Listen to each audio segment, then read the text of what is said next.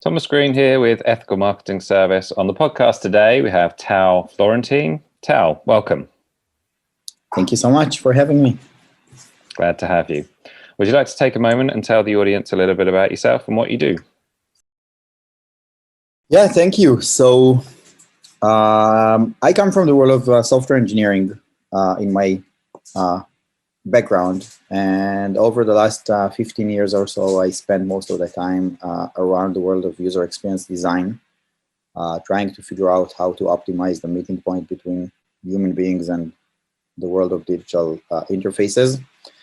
And over that period of time, I've designed, I think, more than 180 different projects for multiple companies in a very wide variety of worlds of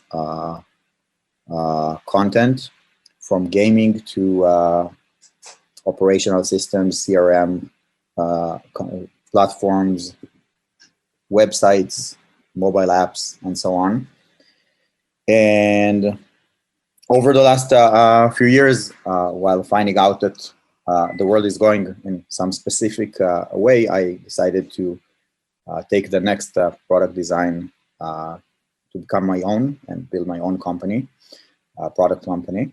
So this is where I built Summurai, which is basically aimed to help busy people know more and invest less time in doing that. So we're kind of optimizing the meeting point between human beings and knowledge and professional knowledge by helping people digest their professional content with audio and helping companies communicate with their audience by creating audio channels. So I think my story is basically around meeting between human beings and technology by design. Well, thank you for that introduction. User experience is interesting topic, and I think lots of companies, I find that quite a beneficial skill to have. I'd be very interested to hear how you use your user experience skills and apply that to audio. Anything spring to mind there? Yeah, so I think, in order to understand where audio becomes a part of the user experience journey, I think you have to go one step backwards before you talk about audio and look at a day in the life of your audience. So as a teacher and lecturer, I always try to explain the statistics and structure about a human being in these days and how this structure actually works and how we are managing our time with the multiple devices that we have around us. And if you look at the different devices that we have, you see that the smartphone is kind of our friend all across the day, from the moment we get up until the time we go to sleep. And then you get tablet devices, which kind of start to disappear a bit. They were much more taking a dramatic part of our day before, and as smartphones started to grow physically and become more high quality for reading and so on, they kind of take over tablet devices. So you still see some of the tablet devices at the end of the day. And then you have the desktop device, or my laptop, which is the main working station I'm using while working. So this would usually be your main platform when you start, your workday around 9 a.m. or so until the end of the day. Laptops may bump again in our timeline at the evening to kind of cover some additional work after kids go to sleep or so. And at the evening, you have another device called a TV, and you basically stare at Netflix or something like that. And one of you are going to get to sleep first, either the TV or you.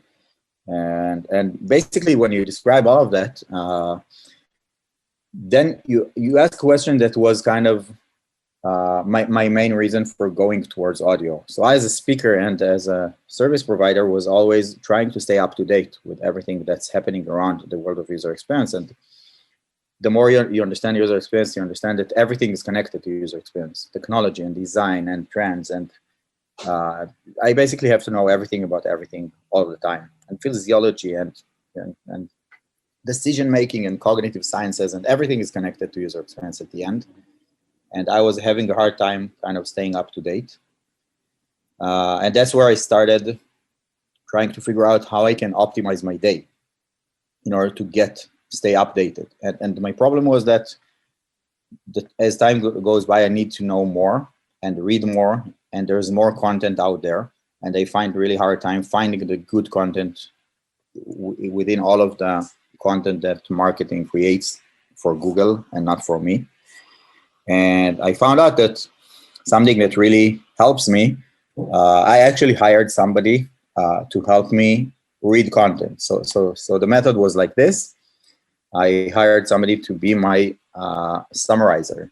So the idea was that whenever I bump into an article, I ask my assistant to read the article, and she had to create a written summary, and send it over to me. So then I plan to read the summary and decide whether it's interesting, and then go and read the full article. So we did that for, I think, 3 weeks. And then I found out that I have 40 unread emails with summaries from her. So this is basically where I found that this is not working for me to optimize what I do. And then I hired a voice artist and a narrator to actually work with us. He started narrating what my assistant summarized. And then I got audio files to listen to. And then I basically found out that while driving, I'm able to consume the content that was actually missing in my day and get to an appointment where I have the information I needed exactly kind of optimized to the session. I was actually able to go into a classroom as a speaker and teach about things that I actually didn't read because somebody else was reading them for me. So this is where I found out that audio is super magical for allowing busy people to get the information they need without spending time in front of a screen. So I think understanding where audio becomes part of the user journey is understanding what different contexts we have in each one of the devices and what goal it has. Because a lot of content writers, for example, write their content on their desktop because this is what they do for a living. But then you ask, okay, let's switch points of view and look at it from the user point of view, which is what user experience always tries to do. And then I ask, okay, so let's look at my busy schedule. Please tell me when would you like to actually, when would you expect me to digest that content? Because when I'm on smartphone, I don't go too deep into long reading. And when I'm on desktop and I can read, I don't want to read because I want to be productive in my own work. And when I'm in front of Netflix, I'm not going to read anything. So I'm kind of raising the question, when did you really want me to read that PDF case study that you just sent over? Which, by the way, I downloaded, but I don't have any room for that type of content in my life. And then you start asking about audio. So I guess people who are going to listen to our conversation now are going to be doing something else at the same time. They're not going to stop their day and just stare at something and then listen to that. They're going to make their time optimized by listening and learning and kind of taking part in our discussion. And then I'm basically trying to take that experience and turn it into something professional that you can actually work with and not just enjoy as a secondary content. So let's take your professional knowledge or the content that company wants to share and move it over to that channel. And this is where audio fits into the customer journey and the human technology timeline. And then I think when you understand that, you start asking the right questions, such as, when would the audio fit my story and my connection with my audience? And then you find out, by doing that for quite a while, we found out, for example, I'll give an example I'm always using. Let's take e-commerce. Classic e-commerce, where you would never bump into audio. You wouldn't even imagine about thinking about e-commerce meeting podcasts, right? It's kind of, we can talk about e-commerce, but e-commerce wouldn't be using podcasts as part of the buyer journey. So if I'm using the method of kind of testing the user journey on on e-commerce. Let's say I just bought an espresso machine. I want to improve my coffee experience, so I went to the Nespresso shop. I bought my Nespresso machine. So if I'll be very technical, I probably went to the Nespresso shop by car because I need to get out with a box and get it home or so. So then you buy your Nespresso machine and you're super happy, and then you get to your car. And when you get to your car, the main thing that's interesting for you would be the fact that you just bought your Nespresso machine. So you're super excited about that.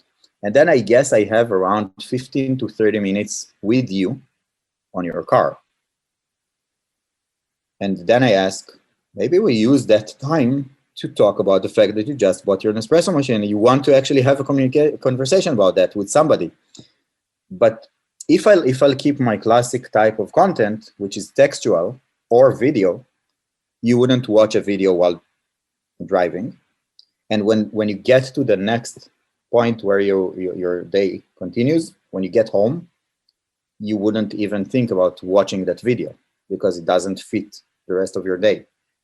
And if I would send you a manual, a textual manual, there's no chance you would ever read it, even though you think that it's interesting.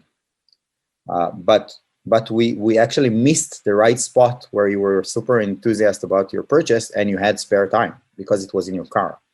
So from my point of view, when you look at user journeys or customer journeys, you find out that the missing pieces that we never thought about because they don't have a screen in front of you are the potential places where you should place audio. When you get out of the shop, let's send you directly to the phone some kind of a playlist that talks about how to use your Nespresso machine, how to choose your coffee, how we make coffee, what is a limited edition coffee, what do we do when we recycle capsules, and other things that wouldn't be interesting in any way after this 30 minutes where you get home and connect your device.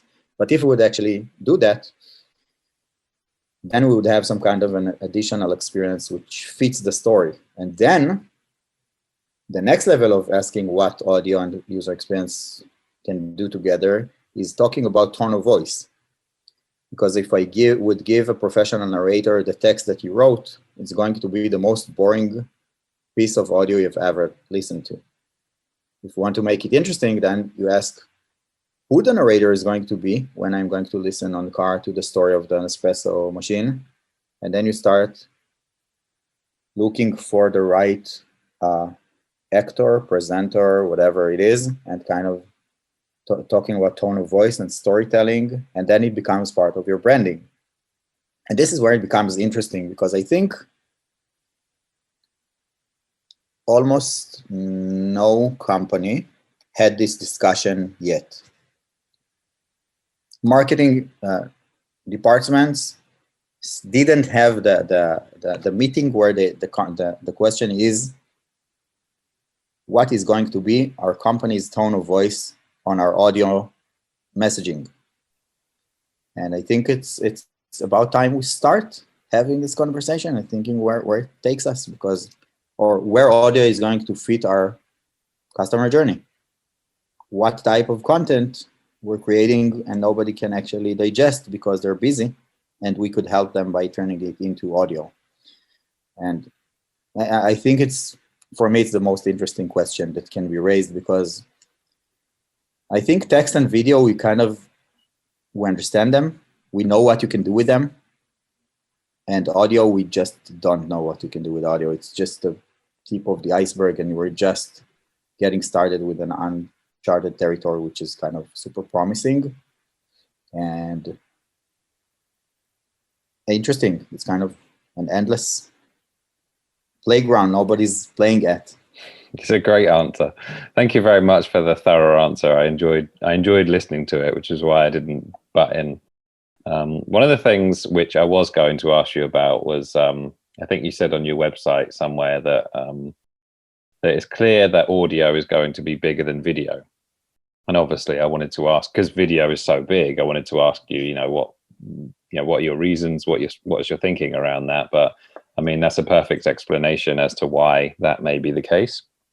And then the other thing, that when I asked you that question, I kind of expected kind of a tech answer.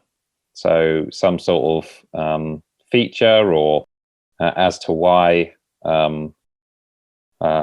it might be beneficial for someone to introduce audio into user experience, but you went immediately to what's in it for them. And I think it's worth highlighting because it shows where your thinking is. Your thinking is about the user's experience, believe it or not. If I ask you about user experience, you're actually thinking about the user. And yeah, I just thought it was a really, really good point. And I mean, you've highlighted some really interesting ways of using audio. Do you think of any other ways that it's not utilized where it could be? So recently, I tried to kind of, while doing what we do and trying to promote the education around this uncharted territory of audio, I wrote an ebook about where audio can work with you. And it's funny because I wrote an ebook and we just explained for 7 minutes why nobody's going to ever read it. So just to be aligned with our idea, we also recorded a playlist with the different chapters of that. But when I started to create a list of where you can actually combine audio in your journey and what are the things you can do with it, I think I listed 22 ideas that I haven't seen almost any of them around. So I'm not sure I remember all of them by heart, and I'll be happy to share the ebook with everybody who's interested in that. But I think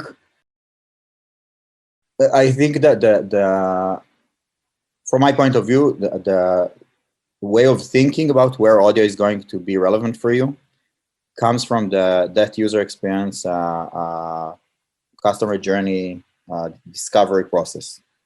So if you ask who your audience or customer is and what relationships you have with them and what motivations you have, I think, and you'll check the timeline and what interactions you have with them, you'll basically find the answer for that. It's there. It's kind of, this is the way to find the right answer. So if you have, I don't know, you're a speaker and you have students, then maybe after the talk that you had, you can send a summary of that. If I talk about things I do with students, in some cases, my students create an audio summary of my sessions and create a playlist of everything you need to know about kind of the information we studied. If you talk about a doctor who's just, I visited a doctor, the doctor gave me instructions. I probably didn't understand half of that. And I was so tense that I missed most of what they just said.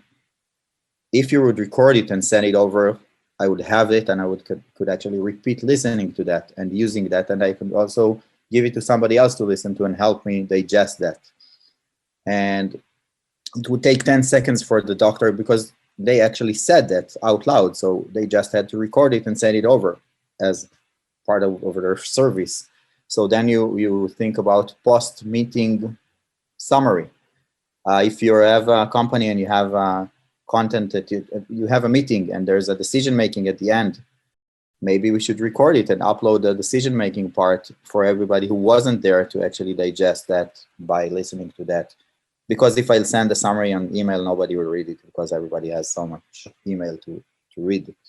And I think when you look at timelines, you find so many alternatives and options to do that. And when you talk about content, then you see that, you know, our classic content goes to, we create blog posts and then we create white papers, case studies, ebooks, and so on. All of that can have its audio layer on top of that.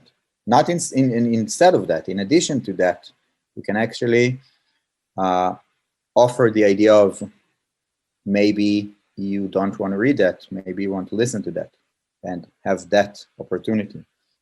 But let me give you another type of kind of 1+1. The conversation that we have now would be an episode on a podcast. And currently what you have on the podcast world is being able to follow podcasts that you're familiar with and you appreciate their content. So I'm saying let's look from a marketing point of view and think of a different type of content. What if the company wouldn't try to create their own podcast, which is super hard and requires a talent and enthusiasm and consistency and budget, and it doesn't usually have a very specific ROI around that, where actually everybody knows what's in it for the company. So what if we would curate other people's content? So you would create the perfect playlist of everything you need to know about audio marketing, and it would be a list of episodes from specific other podcasts, and you would put it on your website. So then I think an interesting point that's starting to grow in the world of audio content is that currently we see the creators and consumers. I think one layer that's going to grow is the curators between them. That's kind of, I want to listen to what you listen to. So you tell me what I need to know about my profession. And this is kind of a curation of multiple episodes coming from different sources, and being the one finding them for you and recommending is another added value. So being able to create the right content and not just to create it is another layer that I think it can go to branded audio content. And I think we're just we don't see that yet. So you almost don't follow a curator to listen to podcasts. You try to find the podcasts that you're interested in. So again, a completely different area, but it goes back to your ability to provide information. Have you given any thought to the fact that with video, there's YouTube, massive dominant company in that space, and with text, there's Google. With audio, I mean, nothing really springs to mind in terms of the place that people go to immediately for audio. Have you given any thoughts to that? So I think, first of all, I think the answer would be on text there's Google, on video there's YouTube, on TV there's Netflix, and on audio there's Spotify. Being super kind of simplifying everything. And I think Spotify did a very big turn in what they do, and they don't just focus on music, they also focus on content and podcasts, which is kind of, it happened over the last 2 years or so, not more than that. They basically understood that audio is bigger than music. And still, I think that the discovery process on Spotify is very different than the discovery process you have on YouTube or or Google. And I think there's no owner for that type of content, but I think what we are expected to see, if you look at Google search results, for example, you would see a missing tab. You have results in text, you have results in video, you have results in news, products, whatever. You don't have the audio tab under search results. So from my point of view, I'm pretty sure audio is going to appear on the tabs of the results on Google in order to allow you that type of behavior. But coming from a search point of view, saying I'm not looking for a video, I'm looking for an audio, because I have some spare time on my car and I want to know new things about how to implement audio marketing or so, whatever. So I think we should definitely expect the existing players to start playing with audio as well. But you mentioned YouTube, and this is kind of an interesting thing.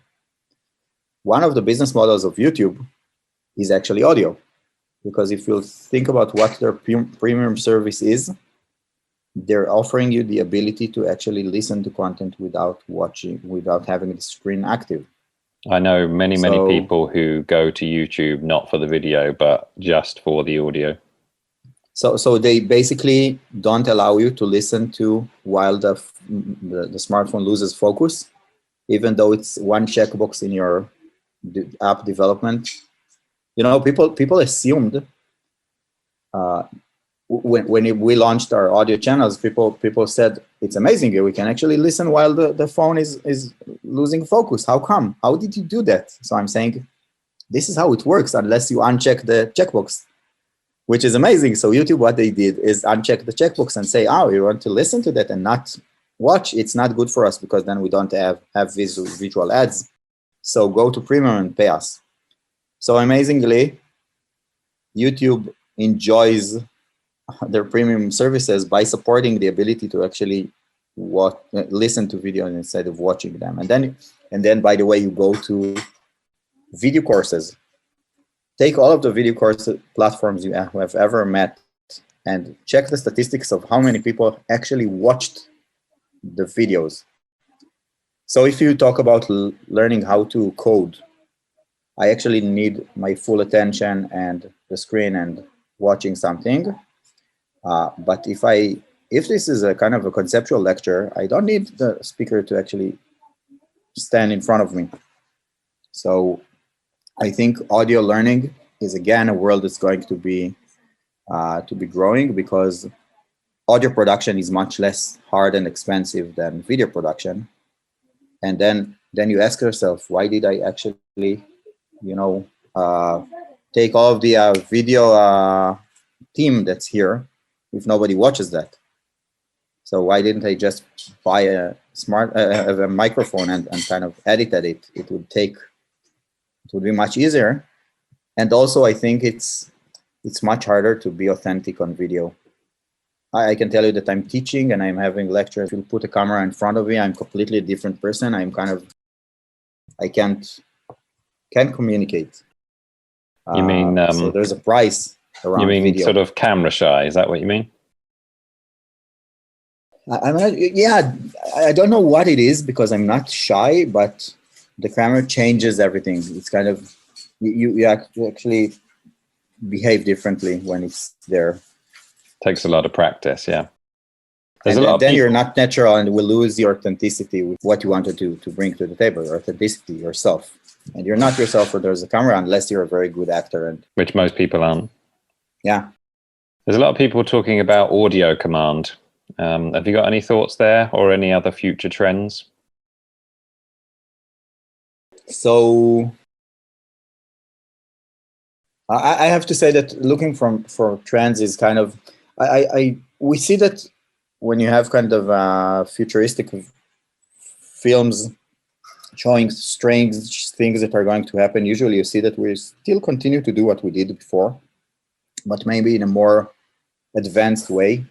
So I think voice commands, when I'm listening to audio while driving, having my platform allowing me to say next, back, save, send, would be so much easier for me to kind of manage my navigation across the content, or even find something similar to that, because this was very interesting, or kind of communicate around the discovery, because you're not active. So I think this is where voice commands are totally going to be relevant for us. But when we look at things like Alexa and other platforms, you see that at the end they're kind of stuck in doing very basic things, and they're not really changing our lives. They're kind of completing small tasks in our lives. So from my point of view, I'm much less dramatic about future. It's kind of pretty much the same, but a bit more organized and optimized for your activity. And I think audio consumption as a secondary thing is something that is not solved, because if I have to click on a button to move to the next item on my playlist, I was actually interrupted, and it should be totally secondary. I think this is why platforms like Clubhouse provide a fully hand-free experience. Unless, by the way, somebody calls you and then you have to move into, I'm on stage, I have to click on the button or not, and kind of fight with it for a second. Well, you mentioned Google, who are, or at some stage, maybe adding an additional audio tab. Do you think that the other social media platforms will also be getting into audio? It's interesting. I think they're struggling back and forth with that, because what we see recently is that once Clubhouse became a thing, all of the other platforms copied and launched their similar Clubhouse-related platforms. So you have it in Twitter and in other platforms, but I think it's it fights the original reason of how and why the platform exists, because Facebook is built on active interaction and full attention. And if you move your eyes out, they actually lose what they try to achieve.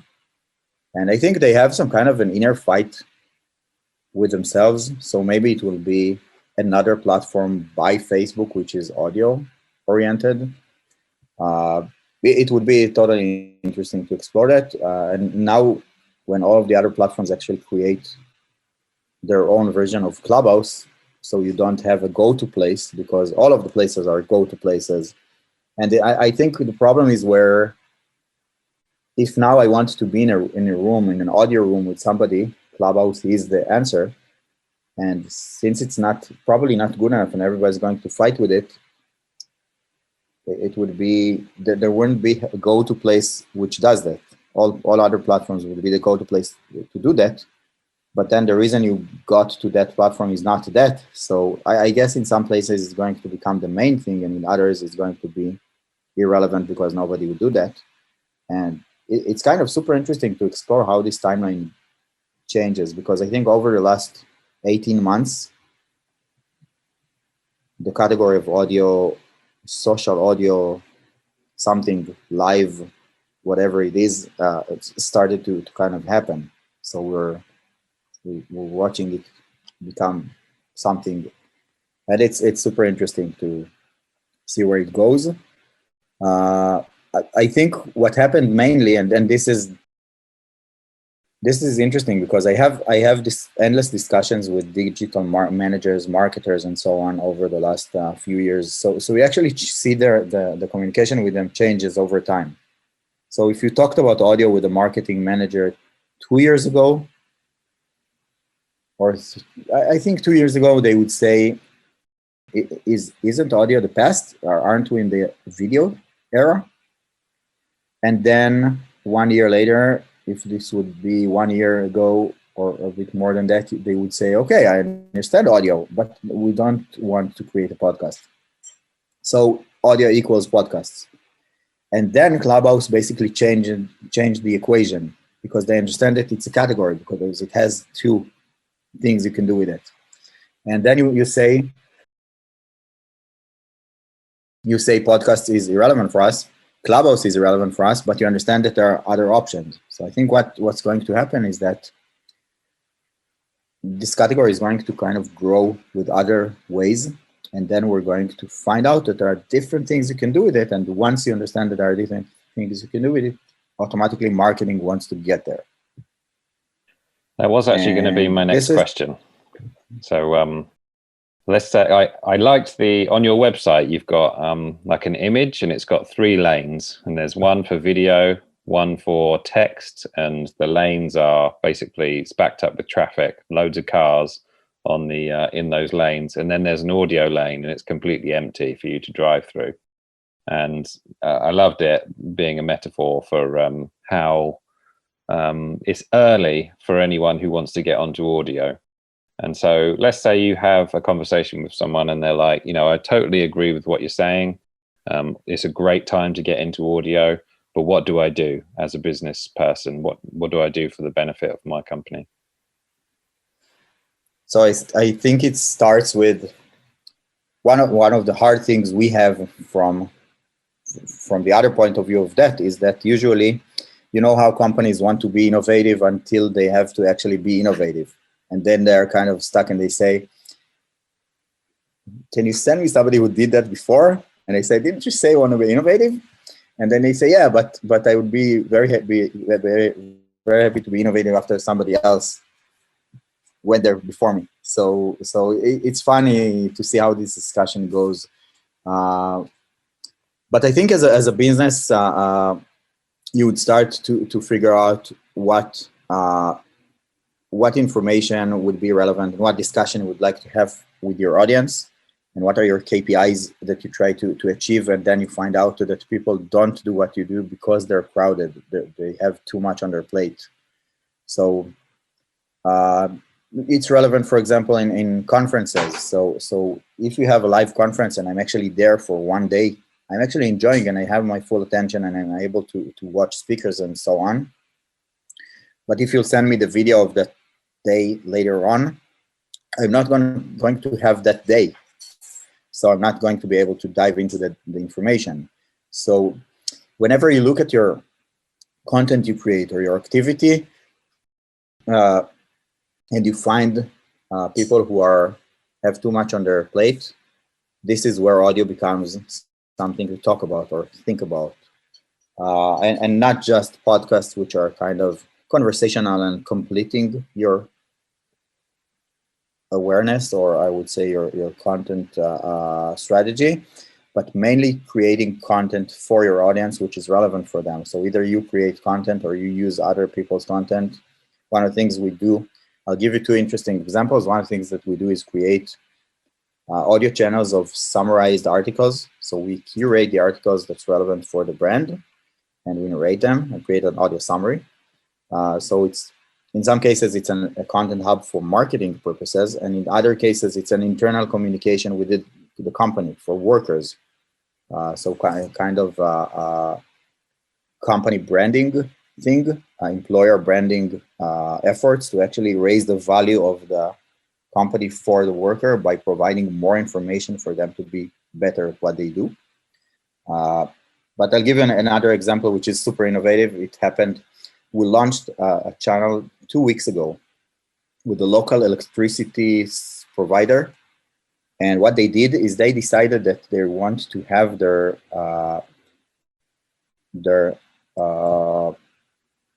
positions that they post on their worker-employer hiring. They want to do something this is really innovative. They decided that instead of just writing the details of the position in kind of a text-based, they want the hiring manager to record themselves sharing what they look for and what is a day in the life of working there. And we actually started a project which is really strange. We go to professionals in the electricity company and we ask them, can you record yourself talking for something like 1 minute or 2 minutes about what's your department doing, how a day in the life of the department looks like, and what you're looking for, who is the person you're looking to hire. And then they started recording. It's interesting because some of them are better and some of them are worse in being that kind of. And by the way, it's related to the fact that we started by writing the text for that, and then they were actually narrating it. I think it would be, in some cases, better if they didn't write, they were just saying it out loud.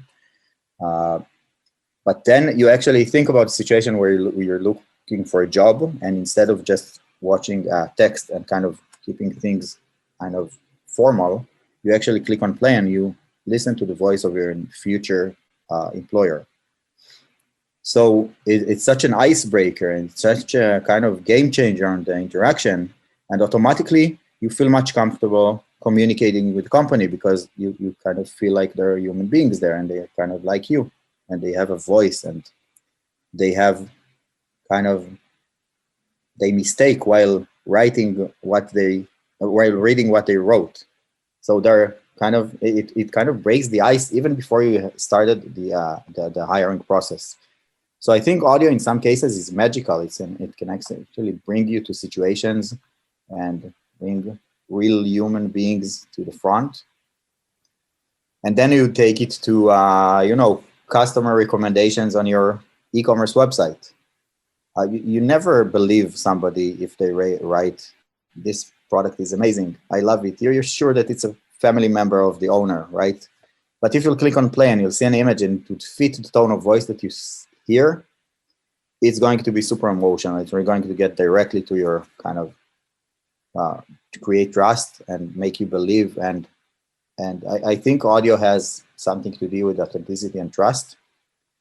And then when you have a tool that creates authenticity and trust, then figure out what you can do with it. It's endless. Brilliant. A couple of great examples. I 100% agree about the testimonials as well. I mean, you can fill those out yourself if it's just a bunch of stars and a review. And in regards to the job description, you can imagine I can imagine the audio going on for quite some time if you're talking about a day in the life of and what they should expect and what the job involves. Whereas if you were to transcribe that and put it into text, I mean, that would be quite a few pages, maybe thousands of words, maybe, which no one will read, but plenty of people would listen to the audio. So I can imagine you getting a better quality of candidate. And I don't know. I had a conversation recently about the job description and how you can actually get someone into the company where they actually don't know what their job description is, and you can actually solve some of those problems with audio. So, great examples. The amazing thing about it is that it fits it's not just for fun and being creative. It fits the KPIs that you defined for what you need. You need to reduce the effort spent in finding the right person. You want to make the company look like a more appealing place to work with. So we want better candidates. You want the process to be more focused, so irrelevant people will not send their information because and when people actually listen to the requirements, they're more focused on whether they're relevant or not. And it starts to show the effect from a KPI point of view. So there's efficiency around it and so on. So everything kind of goes where it needs to go. And you can measure it from a very technical, logical, analytic point of view. And this is where I really like it, because it connects to, at the end, if we go back to user experience is not just to create a user experience. It's in order to fit what your business needed to achieve by understanding human beings and creating a better interactions with them. So I think this is where audio becomes a tool that supports what you wanted to achieve, and you can actually measure it and see results that affect what you tried to achieve, and you didn't have this tool on your list before. Well, you've certainly convinced me anyway, and I think I don't know, maybe I'll save it. The next time we hire, I think I might do a little audio thing and send it over to you so that you can have a look, because I think you've made a really good point there. Is there anything that you feel that is worth mentioning and valuable to the conversation which I haven't asked you about? So there's so much around all of this conversation. I think I would mention one more thing. We talked about tone of voice. So in some cases, you ask whether a professional voice actor should do the voice and whether they should narrate it from written text or this should be me. And I think one of the things we bumped into is the fact that we wanted bloggers to start adding audio version on top of their blog. So you could basically either listen or read. And then we saw that bloggers really have a hard time recording themselves because they are text-oriented people. So then we thought, instead of asking them to buy microphones and kind of editing stuff, what if we create a recorder app for them, which is connecting automatically to their website, and kind of they can record and upload it automatically, and it takes 2 minutes. And we really worked hard in order to optimize the quality of sound, because we tried to compete with professional studios. And we were able to go that far, because if you record while having headphones, they kind of eliminate a lot of noise. So it's pretty good. But the first day I actually launched it and I tested it, I was going with my wife to a restaurant, and we were actually in a restaurant, and there was a lot of noise and music and bar noises and glasses and so on. And then I recorded it, and then I played, and I found out that the other you kind of look at the axis of professionalism. So one side is very professional, and the other side is not non-professional. It's kind of more authentic, where you get the scene. So in many podcasts, editors try to create a scene by adding voice effects and sound effects and so on. So then I found out that I was actually recording a situation, and what I recorded was you got the full situation with the noises on the background and so on. So it totally became a very authentic moment where you were actually with me on the restaurant. So you can actually shut your eyes and be with me there for a second. So I think another point of view that's worth thinking about is kind of that point of authenticity, of bringing yourself and being able to actually, stop for a second. Professional voice actors always ask if they would like me, if it's okay for them to breathe, which is super funny because I'm an employer. As an employer, think that it would be correct to allow the people working with me to breathe on their work, but it's funny. Then you find out that once they actually cough or speak out as they or correct a sentence that they started and go on and restate, and you don't cut it away, you get a very authentic version of them, and it's much more appealing and fun to listen to than something which sounds like a robot and kind of reduces the reality of the person behind the scenes. So I think this is something that audio still tries to be really professional, and I think it has a very interesting insight in not being professional but being authentic. And I'm in many cases, I'm willing to pay the price of quality in order to get the authenticity. So that's another point worth mentioning. So if I come to read your blog or listen, I would like to listen to you and not to a narrator reading the blog post, because I think getting you is listening to you is basically the personal branding, and kind of I wanted to get the person, the original source of that. I think that's true of Audible as well. People like to hear the author versus a professional voiceover artist. And also I think podcasts have been responsible for that as well. So the most popular podcasts tend to be the ones where you're getting the real person. You're not getting like a formal professional version of that person, because it's about the connection, right? Definitely. This is where it becomes hard for companies to create a podcast, because they don't have that person. So again, an interesting insight about authenticity and bringing that professional voice to the stage. So what are your goals for Summurai? Wow. So I think we want to do two main things. One of them is to become the go-to place for companies to create their audio channel. I think when you get to the point where you understand that audio is interesting, then you ask yourself, okay, so let's say we recorded that content, where do we put it? So you say, I can put it on podcast platforms, but it's irrelevant. It's not a podcast. It's an operational list of information you need after you purchase your Nespresso. It's not a podcast material. It would be strange. So maybe we put an audio widget on our website, which is kind of really strange and not optimized. And then you find out that you need an audio platform, which is basically something you don't have today.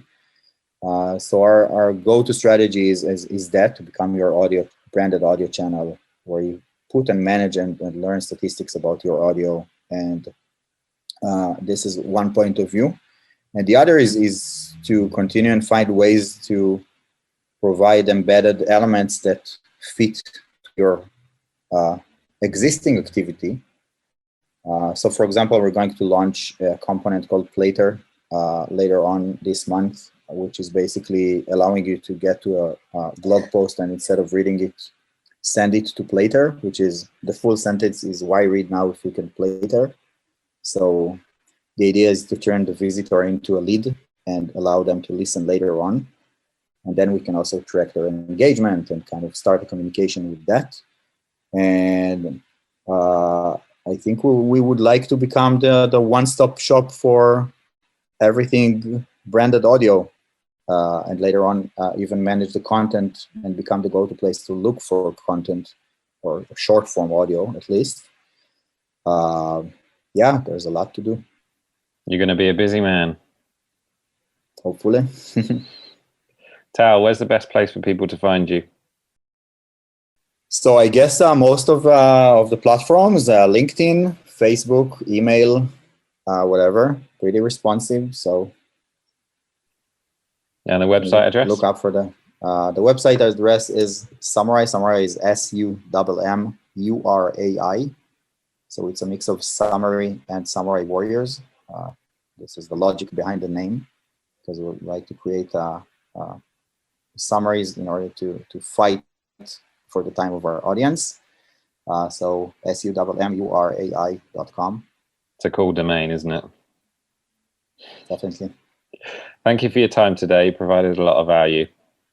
Thank you so much for having me.